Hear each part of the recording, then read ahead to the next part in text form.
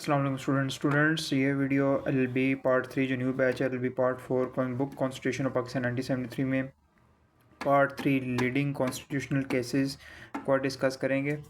इसमें सबसे पहले जो हमारे पास पहला केस है वो PLD 1955 सिंध 96 केस, यानी बेसिकली आपको ये केस की मेन हेडिंग पता होनी चाहिए। अब देखें क्वेश्चन वो कैसे पूछता है, वो आपको केस की मेन ये वो जो नंबर है केस नंबर यही वो लिख सकता है कि explain PLD this and that, या वो यूँ भी कर सकता है कि एक्सप्लेन केस करे मौलवी तकीयुद्दीन वर्सेस फेडरेशन, या वो एक बड़ा सा क्वेश्चन बना के वो आपसे पूछ सकता है। तो बेसिकली ये जो केस का जो नंबर है ना, ये सारा आपको पता होना चाहिए।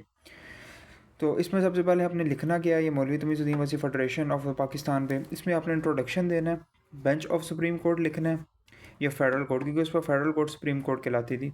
Important facts of the case बताने, फिर एक्शन टेकन बाय मौलवी तमीज़ुद्दीन खान, फिर आर्गूमेंट्स की बाय द फेडरेशन, क्योंकि तमीज़ुद्दीन वर्सेस फेडरेशन है। फिर decision of Sindh chief court, यानी सिंध चीफ कोर्ट उस वक्त की जो हाई कोर्ट थी। फिर अपील टू फेडरल कोर्ट, उसके बाद डिसीजन ऑफ फेडरल कोर्ट, फिर अफेक्ट ऑफ दैट डिसीजन, और उसका कंक्लूजन देके उसको ख़त्म करना है। 20 नंबर का ये क्वेश्चन है, ये इंपॉर्टेंट क्वेश्चन भी है। तो इस तरह से आपने इंट्रोडक्शन देना है, बीच में जो मैंने हाई चीज़ें मार्क की हुई हैं उसको निगलेक्ट कर दो।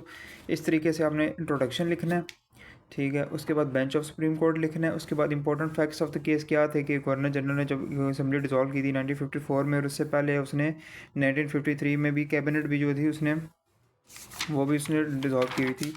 और उसके बाद एक्शन टेकन बाय मौलवी तकीयुद्दीन, उसने 2 रिट्स की थी किस section 223A government of India act 1935 के अंदर, मेंडोमेंट्स और कोवेरेंटो। उसके बाद आर्गूमेंट्स जो फेडरेशन ने दिए थे वो, उसके बाद decision of Sindh chief court ने मौलवी तकीयुद्दीन के हक़ में फ़ैसला किया था। देन अपील फिर उन्होंने कर दी थी फेडरल कोर्ट में, जो फेडरेशन थी उसने।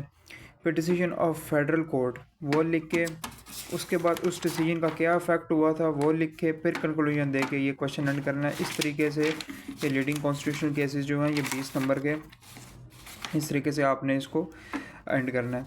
तो इंशाल्लाह मैं इतने केसेस में डिस्कस करूँगा, जो इंपॉर्टेंट केसेस हैं जितने भी हैं उन पे मैं डिस्कस करूँगा। वीडियो पसंद आई है तो लाइक करें, कमेंट करें और उसको शेयर भी करें। अल्लाह हाफ़िज़ स्टूडेंट्स, गुड लक।